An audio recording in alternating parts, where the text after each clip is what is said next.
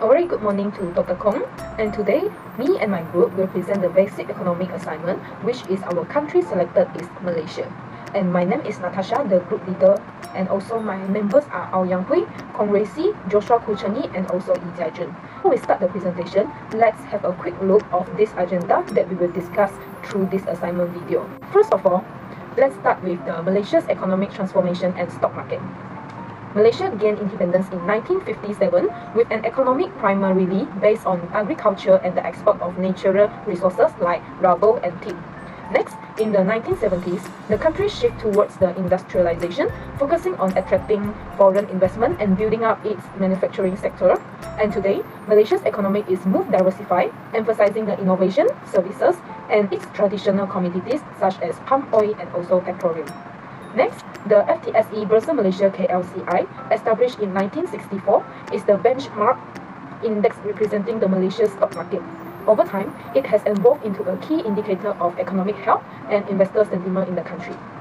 Next, let's have a look of study objective. This research aimed to identify the key factors that influencing the FTSE Bursa Malaysia KLCI. The main variables that we examine are, first of all, is interest rates, which affect the borrowing cost and business investment. Next is inflation, which is impacting the consumer purchasing power and company profits.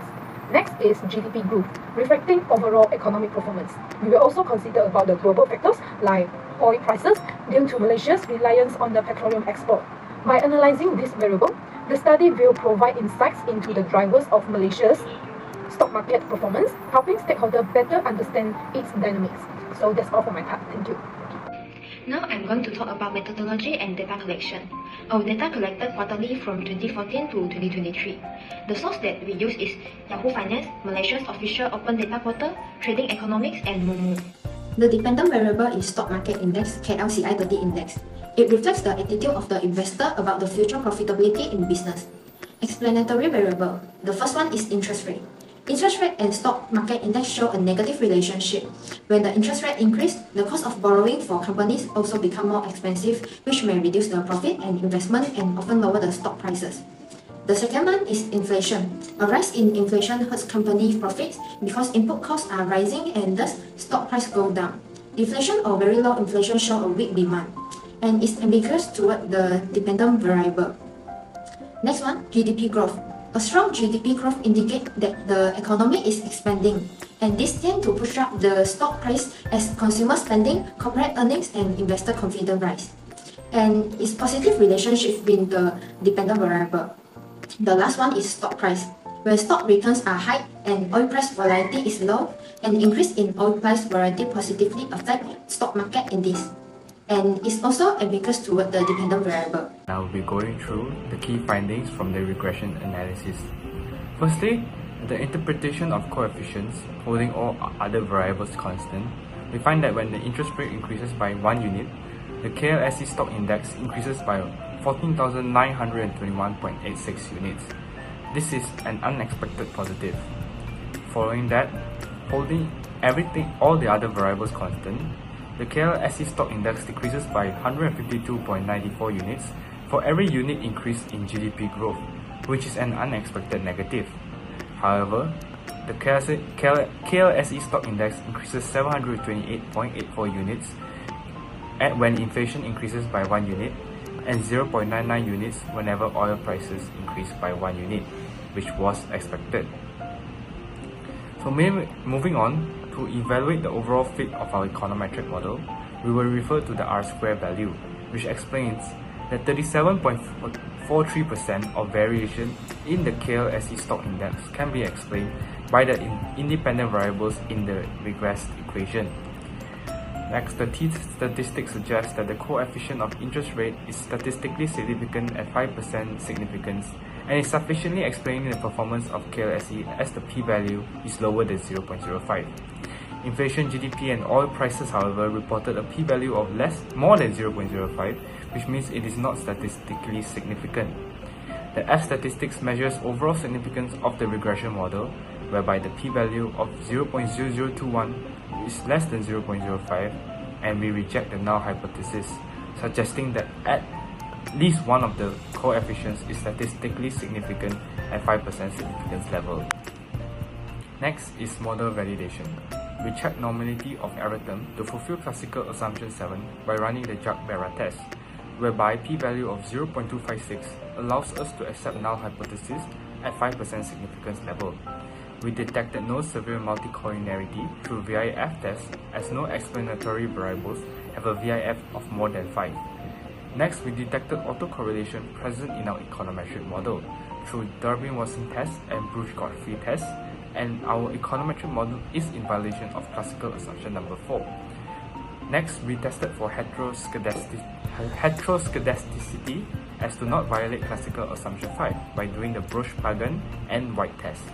After running both tests, we found that our econometric model is homoscedastic. Lastly, we tested for misspecification by running the Ramsey reset test and found that our model is misspecified and may have omitted variables or incorrect functional form as the p-value is less than 0.05. Basically, the summary of findings are: firstly, interest rates are significantly influence the KLCI index, and the inflation, GDP growth, and oil prices have bigger impacts compared to it. Next, the model has limitations as it has autocorrelation and misspecification issues present, and we should include more explanatory variables and refine the model as to improve it. Now, let's move on to the policy implications. The study indicates the strong relationship between interest rates and the KLSE stock index. It highlights that changes in interest rates significantly influence investor sentiment and capital flows. Bank Negara Malaysia should implement transparent, predictable policy to avoid inflation misalignment. For instance, slightly higher interest rates could attract foreign investments, which would benefit the stock market. However, this must be done cautiously to avoid disrupting domestic investments. The goal here is clear: sustain market confidence, ensure financial stability, and align monetary policy effectively with inflation control. Next, the study highlights Malaysia's heavy reliance on crude oil revenues, making its economy highly vulnerable to global oil price changes. To address this, the government should implement policies to stabilize the energy sector. This includes investing in renewable energy, diversifying exports, and promoting downstream industries like refining and petrochemicals. These measures will not only reduce dependence on crude oil, but also stabilize the broader market, ease volatility, and enhance long-term investors' confidence. Lastly, conclusion. The research paper examines the factors that affect the Malaysia stock market performance. It focuses on the FTSE Bursa Malaysia KLCI index. This study examines how the key factors such as the interest rate, inflation, GDP growth, and crude oil price affect the stock market from 2040 Q1 to 2023 Q3. Next, by using the ordinary least square regression to examine the relationship between the stock market index, dependent variable, and the other factors, explanatory variables. The research showed that the interest rate has a positive effect in the stock market, but the GDP growth has a slightly negative effect on the stock market, and the other independent variables such as the inflation and the crude oil price has an ambiguous relationship with the stock market in Malaysia. In this table, we can note that the interest rate significantly influenced the stock market performance, but the inflation, GDP growth, and the oil price lack statistical significance in explaining the stock index movements. Besides, based on the regression equation, we can note that the model explains 37.43% of the stock market variations and meet most of the econometric assumptions, but shows some specifications errors, such as the issue with serial correlation and model design, which need improvements. To enhance its performance, including more variables or using the different methods could provide a better results. Therefore, the future research should focus on incorporating more factors for a broader understanding and utilizing the improved methods to obtain a clearer and more accurate results. In summary, the policymakers can use this finding to develop some strategies to increase the stability of the economy and help the stock market to grow. By solving this problem and growing the economy, the Malaysia can strengthen its financial system and overcome all the challenges.